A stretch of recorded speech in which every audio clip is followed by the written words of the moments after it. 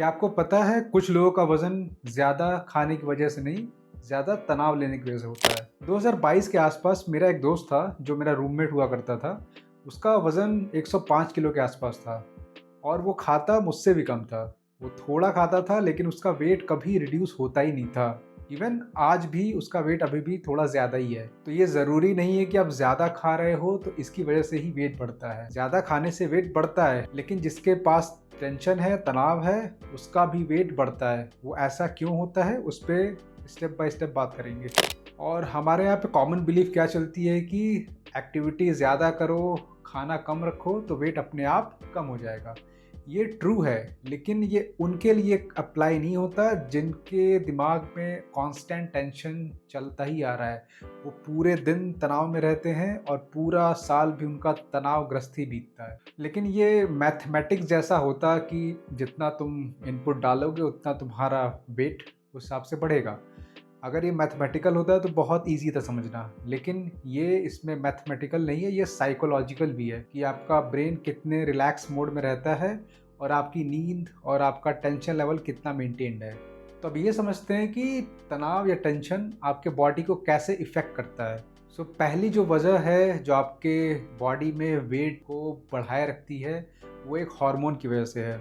वो है cortisol hormone. Cortisol hormone body में तब प्रेजेंट रहता है जब आपके बॉडी को किसी चीज़ से खतरा लगता है। उसे लगता है कि कोई खतरा आने वाला है, तो बॉडी उस हार्मोन को रिलीज़ करती है ताकि वो सेल्फ डिफेंस के लिए प्रिपेयर हो सके। हालांकि कॉर्टिसोल जो हार्मोन है वो जब आप सुबह उठते हो तभी बढ़ता है। वो इसलिए बढ़ता है ताकि आप उठ सको और ताकि आप एक्टिव हो सको। वो नेचुरल प्रोसेस है। लेकिन अगर वो कॉर्टिसोल हार्मोन आपके थ्रू आउट द डे बना रहे, रात तक बना रहे, आप सो रहे हो उसके पहले तक भी बना रह रहा है, तो ये हेल्दी साइन नहीं है। कॉर्टिसोल हार्मोन क्या करता है, आपकी बॉडी में डिफेंस मैकेनिज्म को एक्टिव कर देता है। तो आप जो भी खाते हो वो इसको जितना हो सके उतना स्टोर करने की प्रोसेस चालू कर देता है। और अब जैसे जैसे बॉडी स्टोर करती है किसी भी फूड को कैलोरी के फॉर्म में, तो उसको बॉडी हर जगह उसको स्टोर करके रखती है और इवन साथ साथ वाटर भी स्टोर करके रखती है। क्योंकि अभी हमारे लिए वाटर अबंडेंस में है ना, पहले वाटर भी इतना अबंडेंस में नहीं था। तो बॉडी फैट और वाटर दोनों को स्टोर करना स्टार्ट कर देती है। इसीलिए जो इंसान बहुत टेंशन में रहता है उसके फेस पे और उसके पूरी बॉडी में हमेशा कुछ फैट सेल्स एक्स्ट्रा और पफिनेस दिखता रहेगा आपको उसके चेहरे पे। दूसरा फैक्टर है स्लीप का।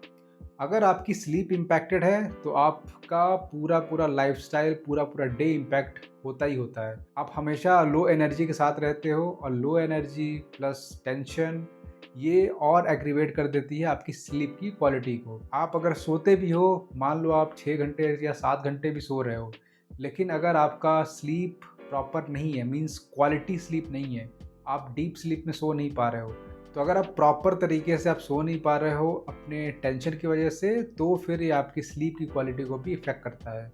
और जब आपकी स्लीप की क्वालिटी इफ़ेक्ट होगी तो आपका पूरा वर्क और पूरा डे भी इफ़ेक्ट होता ही होता है। और जब नींद कम होती है तो आपके भीतर जो भूख बढ़ा देने वाला हार्मोन है ग्रेलिन, वो भी एक्टिव हो जाता है, वो हाइपर एक्टिव हो जाता है। आपने कुछ खाया भी होगा तो भी आपको कुछ कुछ देर पे भूख लगती रहती है। हालांकि आपकी बॉडी की एक्चुअल नीड नहीं है, लेकिन वो हार्मोन इतना एक्टिव हो जाता है कि आपको बताता रहता है कि मुझे भूख लगी है, मुझे खाना चाहिए। और ये टेंशन प्लस एक्स्ट्रा फूड ये आपके बॉडी वेट को और बढ़ाता रहता है ओवर द टाइम।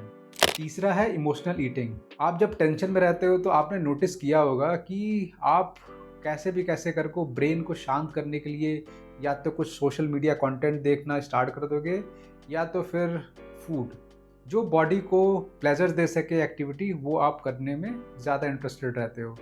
तो उस समय सबसे इजीली अवेलेबल रहता है फूड। और जब आप इमोशनल ईटिंग करते हो मतलब आप टेंशन को रिलीज़ करने के लिए आप ज़्यादा कंज्यूम कर रहे हो, और उसमें तो आपको जब सोशल मीडिया आप देखते रहते हो प्लस फूड आप कंज्यूम करते हो तो आपकी बिंज ईटिंग होती जाती है। आज मान लो आपने कुछ खाया, पिज़्ज़ा, बर्गर, कोई हाई कैलोरी डाइट खाई, तो ये चीज़ आपको अगले दिन भी रिपीट करने के लिए थोड़ा सा मोटिवेट करेगी। कल हमने खाया था तो आज भी खा सकते हैं, और ये रिपीटिशन होते होते ये आपकी हैबिट सी बन जाती है। तो टेंशन आपके साथ ये भी करता है, और जब ये तीनों चीज़ें एक साथ चल रही हो तब आपका वेट बढ़ना स्वाभाविक है।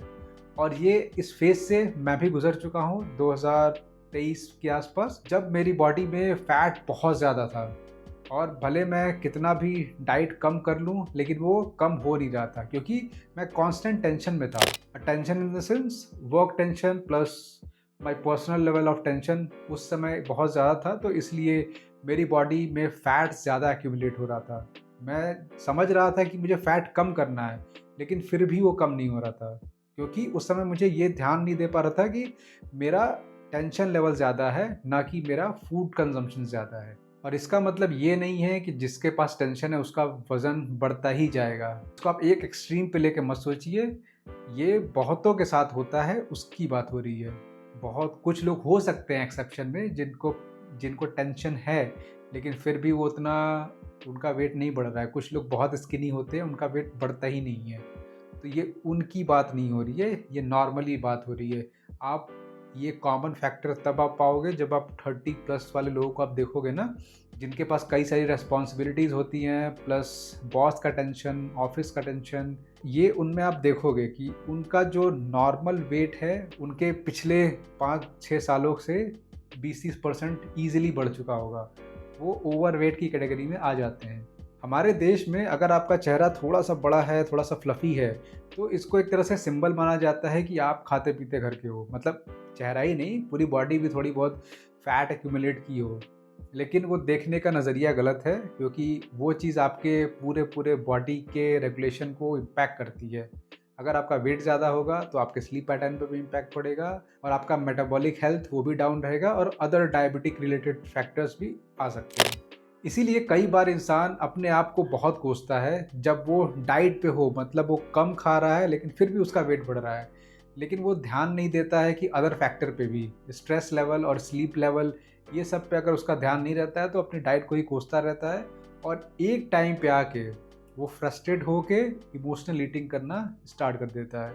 उसको ये लगता है कि जब डाइट करके देख लिया फिर भी वेट नहीं कम हो रहा है, तो फिर इससे अच्छा है कि कंटिन्यू करते रहे जो मैं करते आ रहा था।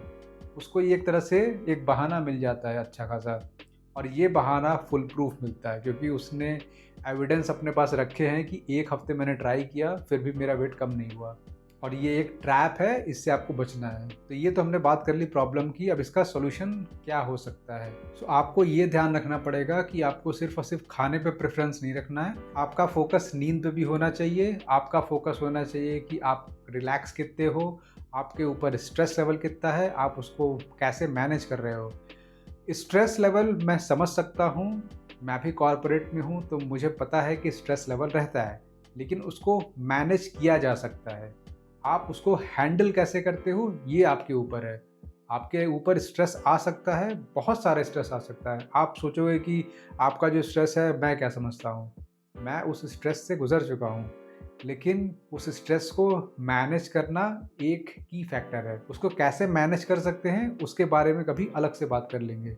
लेकिन आपको उसे मैनेज करना है तो आपको कुछ न कुछ आपको अलग एक्टिविटीज़ में इन्वॉल्व होना पड़ेगा एक्सेप्ट योर वर्क। और आप चाहो तो डीप ब्रीदिंग, कुछ वाइंड अप पैटर्न बना लो नींद से पहले के, कुछ आपको सिस्टम बिल्ड करने पड़ेंगे जिससे आप प्रॉपर तरीके से आप अपने आप को रेगुलेट कर सको।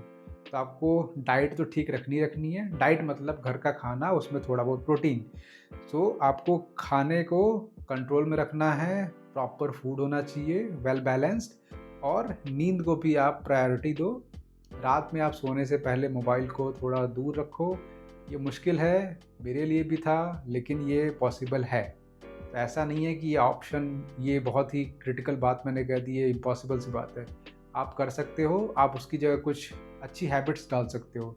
जैसे कि आप 1 घंटे पहले सोने से आप चाहो तो लिखना स्टार्ट कर सकते हो, जर्नलिंग और बुक रीडिंग, और या दोनों एक साथ कर सकते हो। इससे आपका 1 घंटा जो है वो क्वालिटी टाइम स्पेंड करोगे आप, भले आप दिन भर में आप कुछ ना कर पाए हो तो, ऑफिस के अलावा। और जब आपको बहुत ही कम अंतराल पे भूख लग रही हो तो आप ये समझना कि ये आपके बॉडी की रिक्वायरमेंट नहीं है, आपका हार्मोन इम्बैलेंस है जिसकी वजह से आपको बार बार खाने के लिए आपकी बॉडी आपको मोटिवेट कर रही है। इसके लिए आप कुछ लो कैलोरी ड्रिंक्स ले सकते हो, जैसे कि डाइट कोक। अगर आप उसको नहीं ले पा रहे हो रेगुलर तो आप ग्रीन टी या कुछ रेड टी टाइप में विदाउट शुगर आप ले सकते हो। और जो 0 कैलोरी कोक होते हैं या ग्रीन टी होता है, वो आपके ग्रेलिन हार्मोन को सप्रेस करने में हेल्प करती है। तो आप ये मेथड भी आप अपना सकते हो कि आपको जब भी बार बार भूख लगने का सिग्नल मिले, तो आपको अगर पता है कि आपने 1 घंटे पहले ही खाया है, 2 घंटे पहले ही खाया है, तो फिर मुझे खाने की ज़रूरत नहीं है, क्या पता मेरे को पानी से वो काम चल जाए या कोई टी से काम चल जाए। तो ये आपको मॉनिटर करते रहना है। और आप क्या कर सकते हो, और आप अपने स्लीप की क्वालिटी को आप इम्प्रूव कर सकते हो by doing some extra activity. आपको फिजिकल एक्टिविटी में थोड़ा आप इंगेज रहते हो, तो आपकी बॉडी जब थक जाती है, तो अपने आप आपकी नींद की क्वालिटी जो है वो इम्प्रूव हो जाती है। क्योंकि आप दिन भर आपने मेहनत थोड़ी बहुत की, एक तो ऑफिस में आपने मेहनत की या स्कूल जो भी आप करते हो, अगर वहाँ पे आपकी जो मेहनत हुई है वो साइकेडेलिक मेहनत है। और जो आप बॉडी के लिए मेहनत करते हो वो फिजिकल एक्टिविटी, जिसमें आप जिम या रनिंग या जॉगिंग या वॉकिंग कुछ भी करते हो, जिसमें आपकी बॉडी को थोड़ा बहुत फिजिकल एक्टिविटी की वजह से उसको थकान मिलती है, वो थकान आपकी स्लीप को बेटर करने में हेल्प करती है। ये कुछ सॉल्यूशन है जो आपको अप्लाई करने हैं। अगर आपने ये सब अप्लाई कर लिए, तो आपका वेट अपने आप धीरे धीरे करके कम होना स्टार्ट हो जाएगा। इसको आपको 1 महीने तक मिनिमम करना पड़ेगा नोटिसेबल डिफरेंस के लिए। और इससे रिलेटेड कोई आपका कोई क्वेश्चन हो, क्वेरी हो, सो प्लीज़ कमेंट में आप मेंशन कर देना, मैं उसको आंसर करने की कोशिश करूँगा। तब तक के लिए नेक्स्ट वीडियो मिलते हैं।